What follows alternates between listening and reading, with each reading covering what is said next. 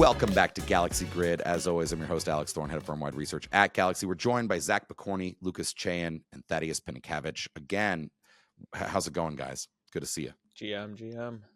Doing good.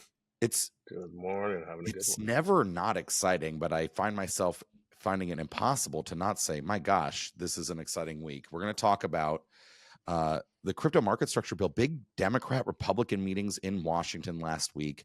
We'll get into what that means for legislation in crypto. Zach will also give us a good overview of this battle happening in the Ethereum world about how to align developers with the open source foundation, sparked by Dankrad Feist's exit to Tempo from the Ethereum Foundation. It's a kind of a timeless and good conversation. And then Thad's going to explain to us how a blockchain actually dies. It almost never happens. We'll talk about the Kadena Foundation or something, whatever entity it was, saying they're actually formally shutting down the blockchain.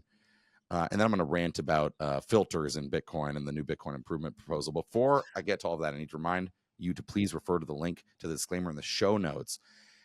And note that none of the information in this show constitutes investment advice or an offer recommendation or solicitation by Galaxy or any of its affiliates to buy or sell any securities. Gentlemen, let's hop right into it. Let's start with Ethereum, Zach. What is the deal? There's a battle in Ethereum land. People are very contentious online. What's going on? Give us the TLDR. Yeah, I mean, from the high level, it just looked like more Ethereum family drama, which there's definitely no shortage of, especially over the last year or two. But what was sort of unique about this one is Dankrad Feist, one of the main researchers who's been there for over 7 years, announced that he took a new role at Tempo, the Paradigm and Stripe co-created payments corporate chain. But yeah, what was sort of unique about this go around was the response, not just from Dankrad himself, kind of like what people around them were saying, where it's like, we need to start taking like a hard look in the mirror here. Like the house isn't on fire, but we have some questions about leadership and kind of or the lack thereof, and where we go from here. I mean, we kind of framed the root of the issue being a disconnect between open source projects and how you like adequately fund them and direct funds, which is not really a new issue. Like, this has been an issue that's been around for many decades, but the part of it that's especially applicable to Ethereum is they kind of had a lack of direction over the last number of years. So when you kind of throw that into the mix of the paradox that exists within open source software and funding it, you kind of get this Cambrian explosion of finger pointing and accusations and all of the other stuff that sort of avalanche down in the aftermath. But like most of the Ethereum arguments, it also ended in like, what is Ethereum?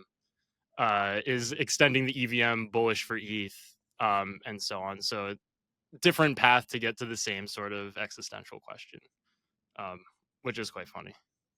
Yeah, I mean, I evolve into the classic Ethereum debate, which is like, who's aligned with whom, and is our roadmap bullish or is it the most bearish thing ever? Go ahead, Lucas.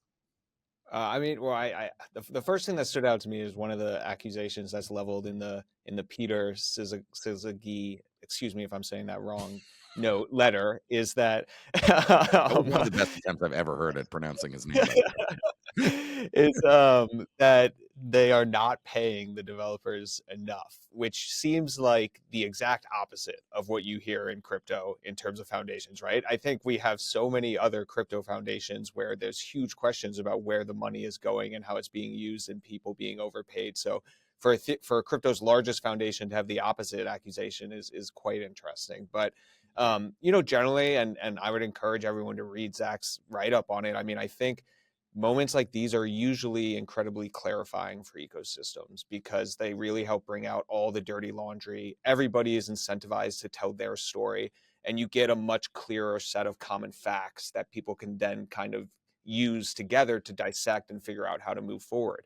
And like Zach said, ambiguity for Ethereum and like what its stated value proposition and purpose remains a big question. We saw Vitalik write a piece a few weeks ago talking about how like safe DeFi, simple and safe DeFi might be that, underlying value accrual for ETH. But On the same time, I think you could also argue that ambiguity is maybe a benefit for ETH in a continually evolving blockchain landscape where the underlying architectures, how centralized, permissionless they actually need to be, remain at question, especially with, like we saw, the introduction of something like Tempo, where Dankrad is going. Yeah, that was sort of the differentiating characteristic of this sort of episode versus previous ones, where like you actually had people calling out leadership and like explicitly defining the structural issues within the EF. And it wasn't just from Peter himself; it also came from, I think, Sandeep at Polygon, and then just like a few others in the following comments. Which, yeah, I think this could be a sobering moment for ETH and actually a positive inflection point if they could kind of internalize what was said and make a change. But yeah, in the past, no names were ever called out and no explicit issues sort of beyond like, oh, we don't have a North Star quote, and we don't really know exactly what to be working towards. But yeah, now names were called out, structural issues were called out, and could be a positive turn for ETH from here. Yeah, I mean, I also thought that the response from the Polygon founder was interesting because this is the thing with the whole L2 debate, right? Like, okay, could these L2s be valued more if they were their own L1s? Well, that's what Sandeep says in his post, that he's gotten a lot of people reach out to him, say if Polygon was its own L1, it'd be valued more. I don't really think that would be the case, to be honest. Polygon initial adoption was based on the idea that it was linked to ETH and you could move over there from ETH, right? So they would not have gotten that initial user base. And I think now leaving Ethereum or becoming un-Ethereum aligned, whatever that ultimately means, would really just be a detractor for them. Even if it's not leading. I argued back then that because Polygon POS was basically a side chain, it is a side chain. It has its own validators and is not like a roll up in the sense that its security is tied to ETH-L1. It just was a side chain with a bridge. Even I had said I had also minimized Polygon's Ethereum alignment. I used to say that it was an example of an L2 that merely pledges fealty to an L1, but it isn't actually connected. And that's what he was saying. He was saying that when things are good, like with Polymarket, one of the biggest one that Vitalik has called out as like the only non-financial app, although I mean it is still kind of financial, to have like deep success in Ethereum land. Polymarket is on Polygon. Like, so they're like, oh, it's Ethereum then. When we're saying, this is what Sandeep said, the co-founder of Polygon. He was like, you're happy to take credit for and have Polygon be in the Ethereum story when you're, boasting about Polymarket success. But when it goes to like L2 design or other things, then you're like, oh, they're not aligned. Like, and that really is true. I was saying, even I used to say it that way. I mean, I guess even I'm not as an Ethereum critic, I suppose would be a fair way of describing me. But like, I objectively also minimized their closeness to Ethereum and almost discounted it. But yet the Ethereum community, he's right that they're arguing that hub and spoke model, that Polygon is a clear spoke there and always has been. And yet the Ethereum community is rude to Polygon. Basically, it's rude to them. And it doesn't trade. He was also saying that the coin would probably have traded higher, he now wonders, if it were its own L1. I don't know, Thad, what do you think about this? You're nodding a lot. Yeah, I'm hearing you speak here. Well, I think it's funny. I mean, it's always fun to see this drama about how Ethereum can do better when it is has the most vibrant DApp ecosystem, has the most TVL, and is really a fantastic success. It's just great seeing the community thinks they really could have done better, and where would he be now if the EF was actually aligned? Well, wait, we're going to talk about Bitcoiners eating their own tail also in a little bit here. You're right. That's a fair point. This is like the most successful non-Bitcoin blockchain in the history of the world. And we're all anxious. Everyone in their community and we as analysts are anxiously worrying about whether it's failed all the time. That's good though. I mean, there's always space to do better, and the community is committed to it. So that's the good sign. All right. Well, let's stick with you, Thaddeus. We'll come back. Well, by the way, we'll similarly talk about Bitcoiners also eating their own tail in a few minutes. But let's go to you, Thaddeus. Kadena, a strange semi-proof of work chain, by the way, from the 2017 era. I think they had an ICO in 17 or 18. Maybe it was 18. 2017. Yeah, they have said that they're closing down. They are shutting down the foundation nodes. This is very rare because blockchains typically like one guy runs a computer forever, and so like some coin from 2015 just technically soldiers on, but this is like one of the only like formal closures of a blockchain we've ever heard of. What's the deal here? Yeah. So the core development team just kind of dropped a Twitter post last week, being like, "Hey, we're stepping away from the project. We're going to release a final binary, and good luck." I can think of like one other L2 that shut down after like a hack, but this is the first explicit L1 team just being like, "Hey, we're kind of done." Not just kind of let the project slowly dwindle, and like you said, one guy in the basement just kind of run a node. It had struggled a little bit. It was an interesting chain. It has it's got a braided chain approach. So it's an early attempt at sharding. There's like, a dozen or so chains that kind of merge together. But it never really took off. It had like a non-Turing complete Spark contract programming language, never really got above like 15 mil of TDL and was already down 98% from its peak before this announcement, The or it coin dropped another itself, KDA. 60%. Yes. Yeah. Yeah.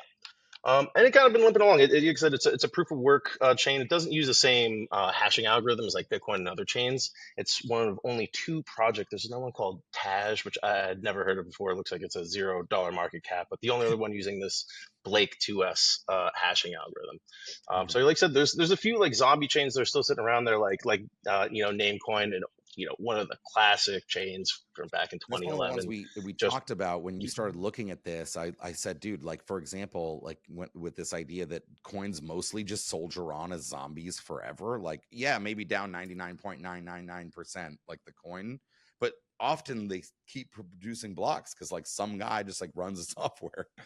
And one of the most famous, I was like, let's look into old ones. Namecoin, which was a fork of when 2011 fork of Bitcoin or something, 2012.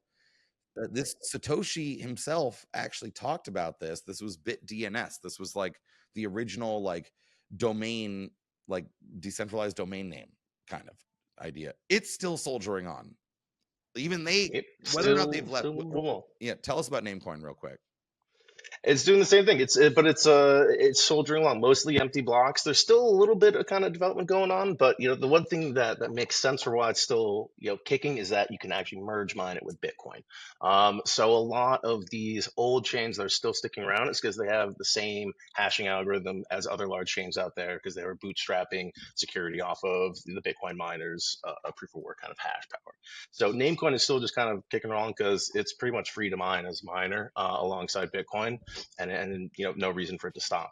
Kadena, on the other hand, like I said, there's only one other project that actually uses the same hashing algorithm, and they also do have a dedicated ASIC market.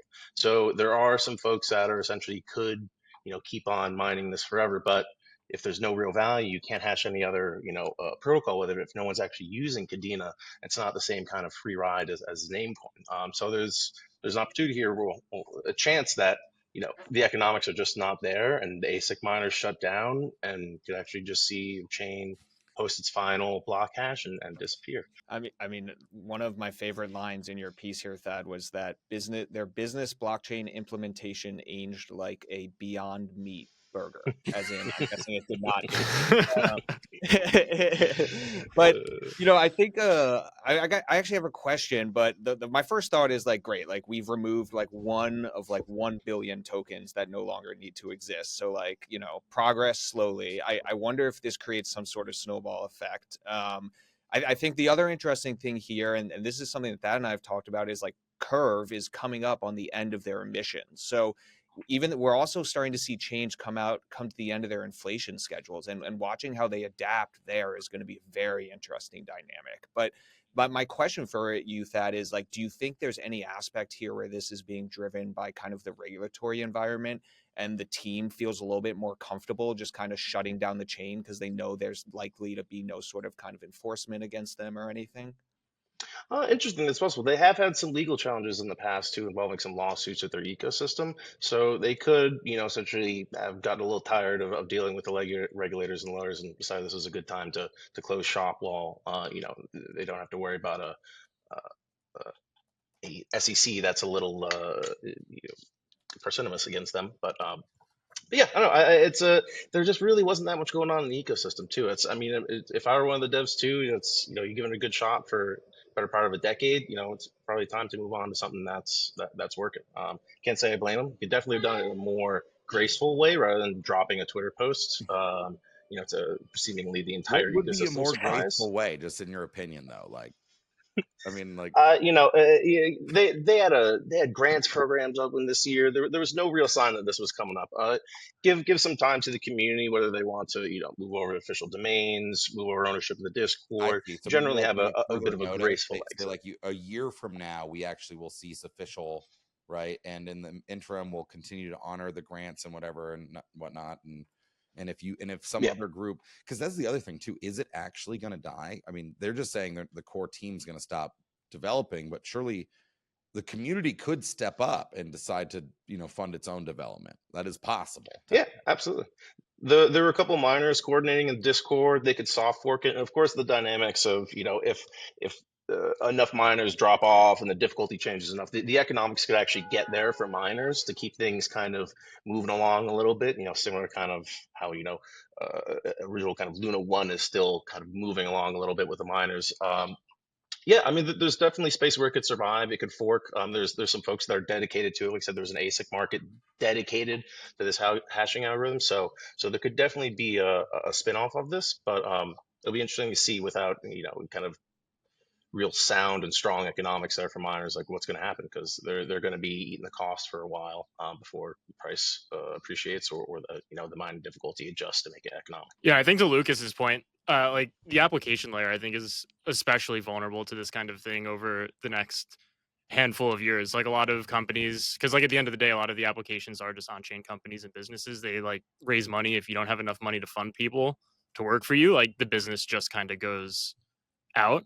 I mean, like think about how many companies raised in 2021 and beyond that maybe like near the end of their funding, and it's much easier to just spin down a company in an application than it is to have a layer one with infinite inflation to keep the thing going if you really wanted to. And then you kind of add in maybe some regulation that tells you or tells us like how these on-chain businesses need to operate, and like some people may just not be able to keep it going on that front. So I think watching the app layer for a similar trend is something to kind of call out. Well, while Kadena is winding down, the regulatory battle in DC is winding up. And Alex, this week you actually updated odds for the approval of a market structure bill from I think 30 to 35%, all the way up to 60%. This comes on the heels of some meetings in Washington this past week with leading senators trying to get the market structure bill over the line and advanced. Can you update us on what's going on over there? Yeah, when the House had passed the Clarity Act, which is the House version, which they did pass with a bipartisan majority in July, during crypto week in July, when they actually did come through, they passed Genius out of the House and it got signed into law. They also passed the Clarity Act, which is the market structure bill, out of the House. Now the Senate is looking at the market structure bill. And in July, when they had passed that Clarity Act, Bloomberg said it was 70% likely that it would become law in a year or something like that, like in a year. I don't think it was before the end of the year, but like in some reasonable time frame. And I said we were only 35% favorable of that view. Now I guess I have raised it to 60, so maybe Bloomberg was right with their 70. They were closer. They ended up being right, but for the wrong reasons. All right. Now I'm right again with intelligent reasons. We were generally skeptical. One, the ethics issue with government officials being involved in crypto. I was concerned that would have more legs in the Senate, and it still may. But it had sort of failed to derail Genius or Clarity in the House. But I thought it would be a bigger issue.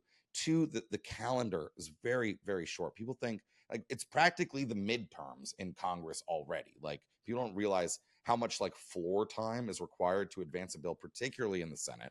Like literally weeks of time. Like they only have the ability to put forth, maybe 2 or 3 complicated legislative packages per year, basically, for the amount of time that it takes to move. And I was bearish on this being one of those. And so now, yes, there was a big meeting that was originally scheduled for Democrats. So 12 Democratic senators met with industry executives, disclaimer, Galaxy, Mike Novogratz was at this meeting. Others that were there, Coinbase, Chainlink, Ripple, A16Z, right? Like a bunch of the big service providers and companies.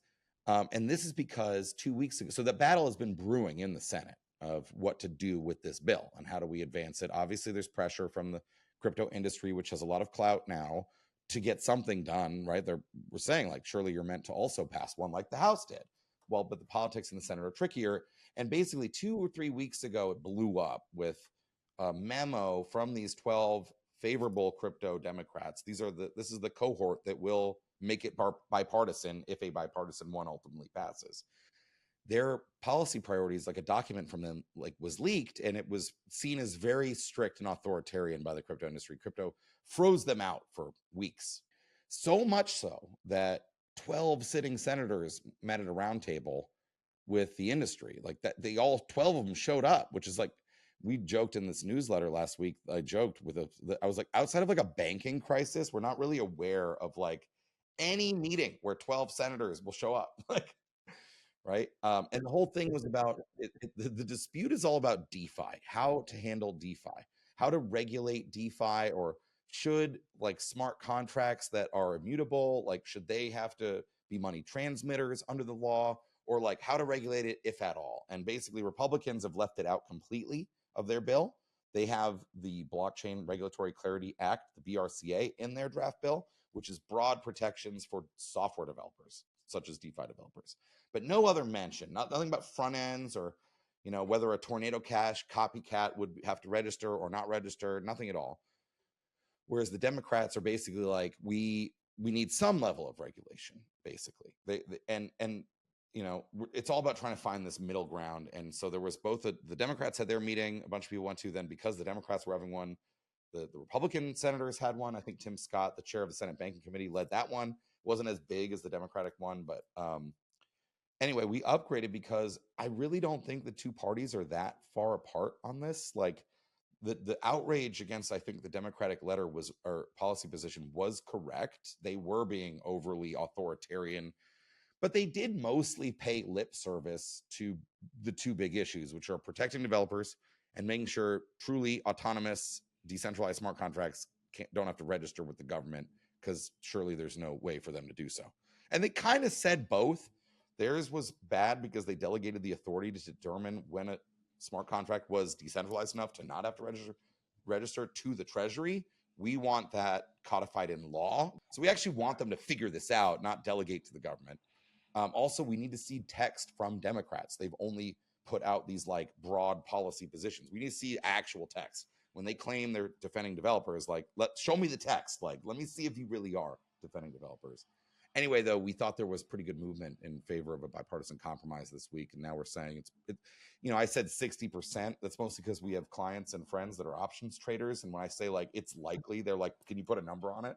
So, but I'm just saying it's now, I think, more likely than not that the Senate will come up with a compromise sort of before all the business stops in the Senate, which will be about like summer next year when we go into the midterms and all that. It'll be dead. Everything will be dead. So we're optimistic now, I would say. We're optimistic. Before I was pessimistic. I was on the pessimistic side. Now I'm optimistic. So what happens though if we're not including, I guess, these DeFi types of like rules and clarity? Is the idea here that it should just never be encoded into legislation, or is like this something where it's just such a complex matter it's going to be need to dealt with in a much like longer term? There was a view, and I think, look, so this came up during Genius, okay? Like this was a briefly over one of those weekends when the Genius Act might have been about to fail, which there were several of.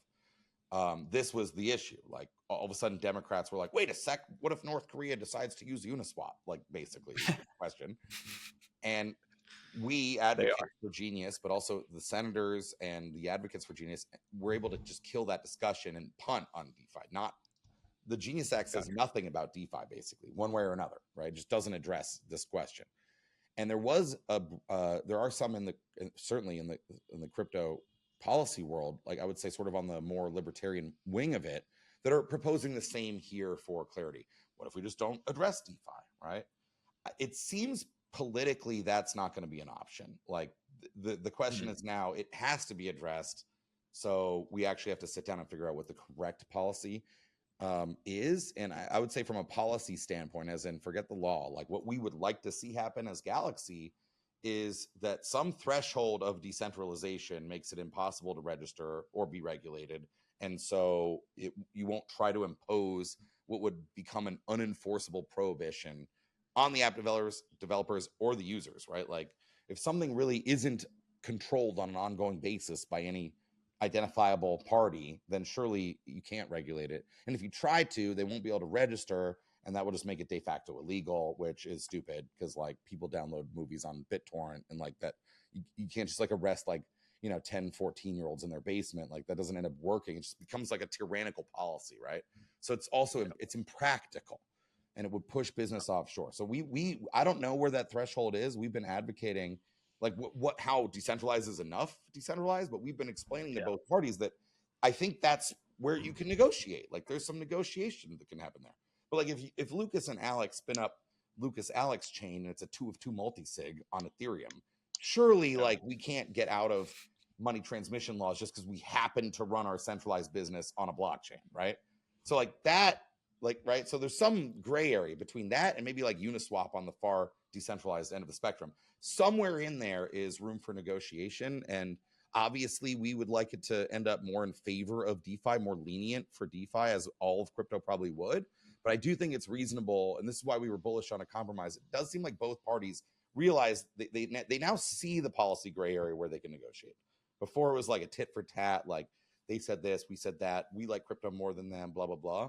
But I think both parties now see that there is room for negotiation for a genuinely positive policy outcome, not just for the industry, but also for America, that keeps us competitive and doesn't make behavior that millions of Americans do just arbitrarily illegal, which is a big part of that unenforceable prohibition argument that I'm making. So I think, right, there is room, but DeFi is, I think, going to have to be addressed here or nothing will happen. This is sort of, the red line is now that if DeFi is not in the bill probably doesn't happen. So the question is, what does it say on DeFi? And we and others are obviously advocating for something that's really good for DeFi, but I think there is room to negotiate there. Yeah, it's also a strategic risk to just keep can kicking. Like if the ultimate goal is to get this stuff encoded in law, like just constantly kicking the can at the expense of getting some other things in may not be the best strategy either. Right. Like I think we should want this. Yeah. And we've had tremendous regulatory momentum in crypto over the past 12 months. We should definitely keep on riding on it and bring back devs from the UAE and keep them here on American soil.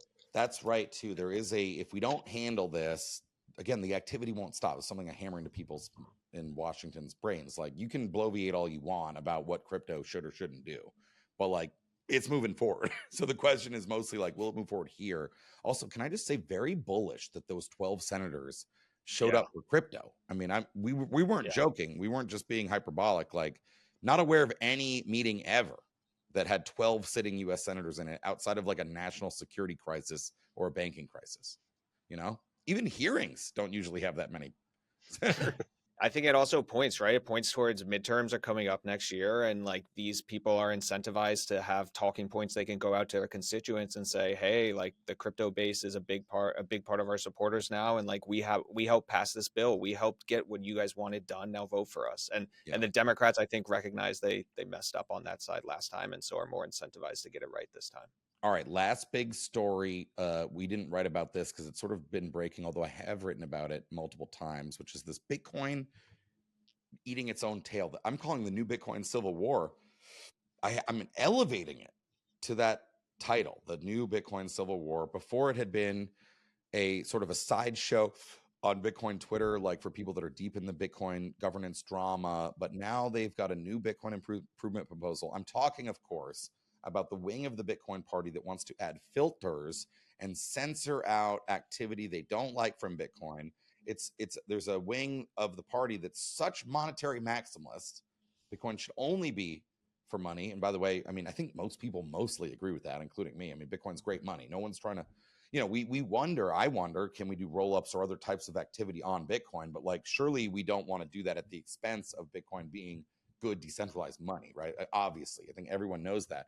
But there's a wing of I would call it the far right wing, maximalist wing of the party that actually thinks we need to take proactive steps to block and ban any type of transaction that doesn't fit squarely in that type of monetary transaction. This sort of started with the release of Bitcoin Core version 30, which relaxed the op return field size.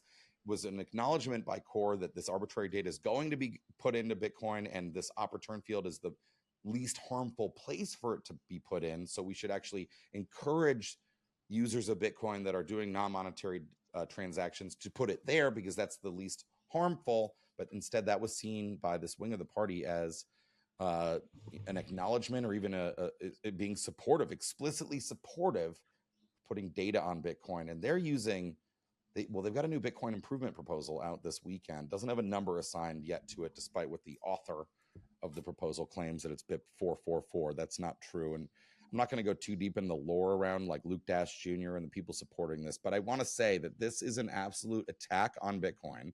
They are using legal arguments. There's rumors that they're sending letters to miners saying that if they don't support their soft fork, they might be breaking the law.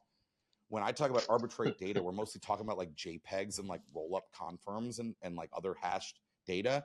They're going right to CSAM as the thing. They're saying if you don't run our fork of Bitcoin, you are supporting the putting of child sexual abuse material on Bitcoin. I've never seen or been known of there actually being that. And so I'm not sure if I'm saying they're using this Orwellian, like far like most hyperbolic language, and they're pressuring apparently miners under the threat of legal action to support a new soft fork of Bitcoin. This is absolutely psychotic. It reminds me of the CSW Craig Wright type of lawfare. I don't know if you guys have any thoughts on this. I'm going to write something about this for the audience that like summarizes this whole crazy situation in like, more institutional language that you can hand to somebody as a memo. But for now, I just want to tell the world I'm very upset about this crazy. So the block wars 2.0. I think it is. I mean, it was a sideshow, but now it's it's a big deal. A big deal. Is it gotten as far as like, do we see any miners signaling support type of thing? Like we haven't seen up anything to yet. the The BIP just came out this weekend, and now the rumor is that the supporters of the BIP are sending letters to miners. Although I haven't seen this letter, but now I'm not going to take action, but warning them that they're breaking the law, possibly, if they don't support this fork. Yeah, the thing that stood out to me was like I forgot who put it out, but I read some tweet that like explicitly said like we need to stand in opposition to core because it's gaining adoption. Like they're literally trying to fight what the market is telling them. Like if the market is saying core, then like that's what the market wants. And now it just seems like they're resorting to some kind of like hostile tactic to go against what the market is telling them, which it just like, seems look, kind of they're outrageous. obviously using the most hyperbolic example of data that could be bad. Okay. But like every blockchain and every system you can spam, right? Like we know this. Like you can put, even Discord, I read, is trying to reduce their file size in their chat because people are putting files that are too big in there. And like this is normal, right? And by the way, there will always be ways to put data on Bitcoin. You can never stop that. Steganography is the intellectual field of hiding data in images. It's apparently totally possible, right? So like you can't stop that. And once you open this door, it's like a Pandora's box. I mean, what stops any government then from being like, oh, miners, you're taking this proactive view about what data is okay on Bitcoin? Well, why don't you take this additional proactive view? We don't like. Yeah, that genie does not go back in the bottle. Don't like Greta Thunberg, like the UK doesn't like the New Englanders. I mean, right? I mean, it's a bad precedent for open data storage. Yeah. Terrible. Well, I'm going to have something more substantive on this, but I just had to rant briefly. Let's get into it. What are you excited about for the rest of the week, you guys? What are you looking at? Lucas, what are you looking at? So I was actually just in San Francisco on Friday at an AI conference and looking at AI and crypto, and happened to coincide with kind of an explosion of the X402 meta, which is basically a way which AI agents can use to kind of pay each other in a very simplistic manner. It's kind of catching a lot of fire because of a confluence of events, but for one part, it's developed by Coinbase. For a second part, you have companies like Google coming out and explicitly kind of integrating protocols that allow you to use this stuff. And so we've seen an explosion in the token prices, a lot of these X402 related projects over the weekend. And a lot of the activity is happening on Base. So it's very reminiscent of the explosion we saw last year around this time with the first round of kind of AI agents that happened on Base using Virtual's protocol. So I'm interested to see here in that with X402 and Google released something called AP2, which is another protocol and allows you to kind of use this not just in crypto but with traditional financial services as well. If this leads to more substantive types of agents that get developed. And because I think, there's two kind of universes that emerge here. There's one where everyone just spins up 10,000 different X4012 agents that do nothing or all do the same thing. Or there's one where people kind of see, all right, we have this internet capital markets meta starting to bubble up and form. And now we have a very interesting agentic payments protocol bubbling and forming. Can we now not only launch businesses on chain, but also have kind of the infrastructure for those businesses and payments to scale beyond just crypto? And so excited to see what happens there. I also think it's happening at a moment in time when non-crypto entities are looking very deeply at how to enable agentic payments, and just like we're seeing in the broader L1 landscape where like centralized permission chains are starting to reemerge. I think people who've been advocating crypto and AI because agents need crypto for payments are going to start facing a lot more competition from traditional financial services that are integrating these types of payment methods. All right, so Jason Calacanis said, if you're in crypto, pivot to AI in 22 at the bottom. You're saying, wait a sec, if you're in crypto, add AI. It's crypto X AI. And X402, by the way, the name, that comes from the old 404 code or internet error code. Apparently there was one. Bitcoiners talked about this a long time. We all know 404 page not found, but there was a 402 like payment not included by the original developers of the World Wide Web, under the assumption back in the early 90s they had that there would eventually be created a native payment layer for the web. Now, of course, that ended up happening over data through like credit cards, basically, for e-commerce. This is a nod to that, right? That's where the X402 comes. They're not actually doing 402 in www, but it's a nod to that. And just one other thing I would just mention real here too is this isn't X402. I'm talking. There's something called AP2, which is Google's kind of like agent protocol, basically like a standard format that all agents can plug into to communicate, identity, all these different things. They released when they released this a few weeks ago, I think it was last month. They specifically say in their release, we are including crypto and stable coins as part of the native integration to this. Google said that, not because we're convinced that that's what the future is, but because we think that is a very viable path for how most of this transaction volume happens. And just most people don't read announcements, so I think people miss that. But I think that's a huge endorsement for what's happening in the X402 space. Really interesting stuff. All right, Thaddeus, what are you looking at for the week ahead, sir? I'm gonna have some fun looking at the yield basis returns. It's one of the fun integrations, a few integrations where you get DApp to DApp leverage. So it's fully 100% collateralized on BTC Curve USD LP positions. So there are very few other protocols other than like Abracadabra's DGenBox, Gearboxes, kind of smart contract leverage. So it's an interesting one. It's by, the founder of Curve, Michael, and has been driving, the vast majority of Curve USD volumes with essentially low caps from the protocol. So it's an interesting one to think about here, especially as Luke was mentioning, with the Curve emissions ending next year, kind of what, terminal economics look like for that protocol in relation with Curve USD and the potential trading volumes there through yield basis. So it's a pretty interesting one. Always love some OGs launching protocols, so it's a fun one to dig into. Love that. And Zach, what are you looking at, my friend? Yeah, over the weekend, an application called Litecoin was announced. It's this prediction markets adjacent protocol that instead of asking what is the probability of an outcome happening, it asks what is the impact of an event on a given asset's price, which I think is sort of an elegant extension of prediction markets, like the V1, which I would consider to be like poly market, has kind of been vindicated through the election and subsequent events that have happened over the year. But now the next question is like, okay, people are likely taking the outcomes of these markets or the probabilistic outcomes of these markets and are trying to use them in asset price models and a number of other things. So instead of adding that extra step, why don't we just let the market tell you what the price of Bitcoin would be if Trump or Kamala were to be elected? Interesting. So Crypto is discovering more and more exotic options. I was going to say this sounds like a derivatives market, but I'm okay with it. It's an event-based derivatives market, kind of. Yeah, kind of. I mean, I just think the prediction market stuff has found very strong product market fit on chain, and we're just going to see a lot of experimentation around the concept.